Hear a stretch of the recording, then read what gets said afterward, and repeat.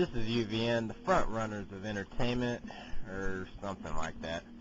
Watch the last slideshow file called UVN Flash Slideshows I did a few months back before you even watched this. Don't even watch this if you ain't watched that first one I did.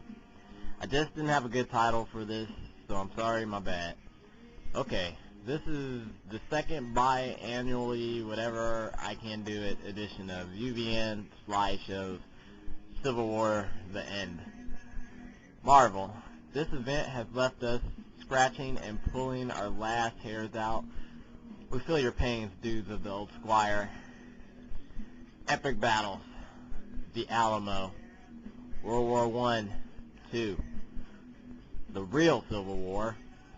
Bush versus the world. But even in war between friends or the ones of the same side of the coin, that is one. Hogan versus Warrior. Billionaire versus billionaire. Cobra Commander versus Roadblock. Roadblock did carry him through the snow, you know. And now Captain America versus Iron Man. Battle of the Views. Who won and why? And here's my thoughts on it. My thoughts. Maybe I'm simply mad because I've read or had to buy into 2 years of Civil War books. And I'm counting these series as prequels to Civil War, no matter what others say. Number 1, just assembled series. Number 2 series was the House of M series. And number 3, now this. I guess with the Marvel flag kidding me, I was expecting an Infinity Gauntlet 2 to come out of this. I was happy Thor had showed up, and he, quotations, came back, and figured he was going to go into dialogue about how he felt this situation as well as House of M and Disassembled, and how he would turn the tide of how superheroes should art thou be, whether the views were of Captain America's or Shellhead's. Maybe I'm just not cut out for the mirroring life now politics that has came into comics, though in truth it has probably never left it. If all the heroes would have had a dark third enemy, besides it turning out to be themselves, to fight, which was many ideas I had, and then some kind of vote, like, I think I'm going to mess up on this part, some kind of a decision made by all of them, and then the outcome would have been whatever view everybody decided to agree upon, even though if the other ones were outvoted. I would have loved the hell out of this series if that happened. My pick for that was, or is, the things happening from Annihilation series. But mind you, I have not been reading it. It was too many for me to get financially.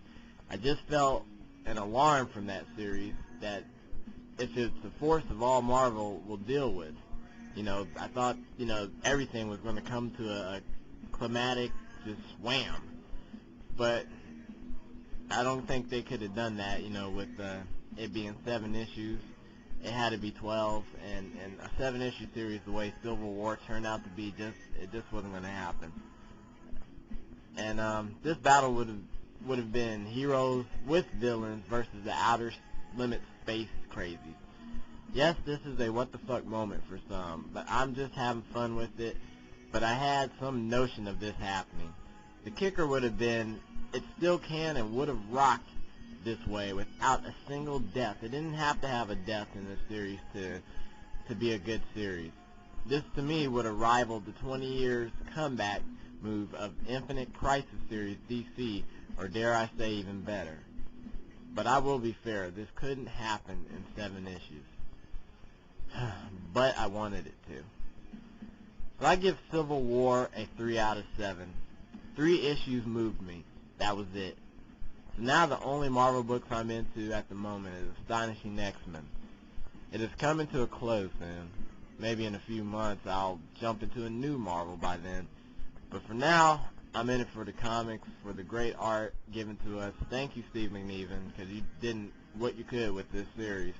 And I don't think you've never drawn better. But I do think some things did seem like it was rushed, and I really felt it, maybe if this was a bi-weekly, well, even though it ended up months and 2 months gaps, maybe if it was planned as a bi-weekly series way ahead of time and came out on time, then, you know, I think it would have been I don't know, more better maybe or something.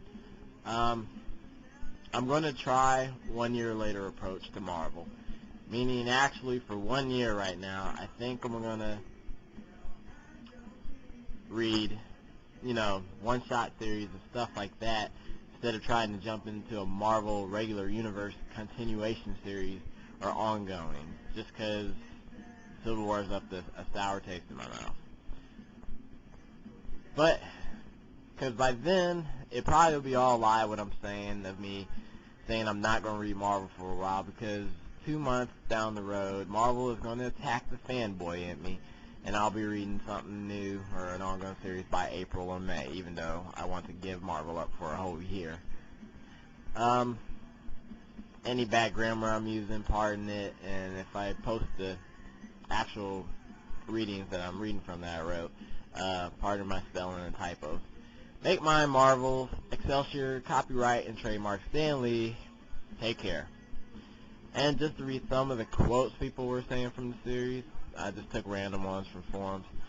One person says, "Isn't it time the people at Marvel admitted for once in their lives that the bad mistakes were made instead of spinning things as being the reader's fault for not being able to grasp the brilliance?" One quote was the Return of Thor a major plot that was cut when the issues was trimmed from 12 to 7? One was, what are you going to do to make sure these changes last? One was, in the end of the last issue, felt more like an ad to buy more comics instead of an ending. And my quote, yeah, I had more questions than answers, too. The only success I can say happened is Marvel proving 100% over that it can piss off more people and comic fans and fanboys in a way, way fewer months into a series than DC Comics could or any other publisher. Maybe this even pissed me off more than McFarlane not canceling the series for so damn long. Movies, the money it's generating for Marvel is letting Marvel have their way and have fun. That's how I see it. Okay, with the exception in DC, probably the exception is the Green Lantern and the whole thing with Kyle being Green Lantern and how craziness when he got destroyed or killed off. That was pretty bad too. People were probably more pissed off with that than Civil War, but what can you do? Right now, me and Dave are simply living in the days of the Matrix 1 movie with comics, but trying to run from Marvel becoming Matrix 2 and Matrix 3. Damn you, Cypher. So in the end, Marvel says, kiss our ass, love thy movies. By Ashley Massaro's Playboy issue, that's off subject. And the 80s are back with a vengeance, so let's just enjoy the ride, even though we're feeling like Spidey on a rooftop, all emo moody. Boobies! Oh well. Take care, good night, or good morning, depending on when you're reading this, or hearing this. WWE.com, don't sue me. Newsarama.com, go there. Images of the old dudes of the Squire. I don't know where I got them from and who gives a shit. ComicArtGallery.com, go buy some art there. Direct page originals and newcomers original art as well. And go to as well as ComicArtFan.com. Check out the art there.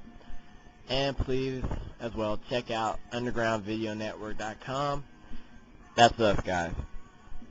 And that's about it. Thank you for your time, and God bless y'all, and take care. My next post will be a specific reading that I read from Newsarama, so Newsarama, don't sue me either. That kind of answers back to all our bitching if anybody didn't like Civil War the way it went down. So tune in for that, or YouTube for that, or something. Alright, peace.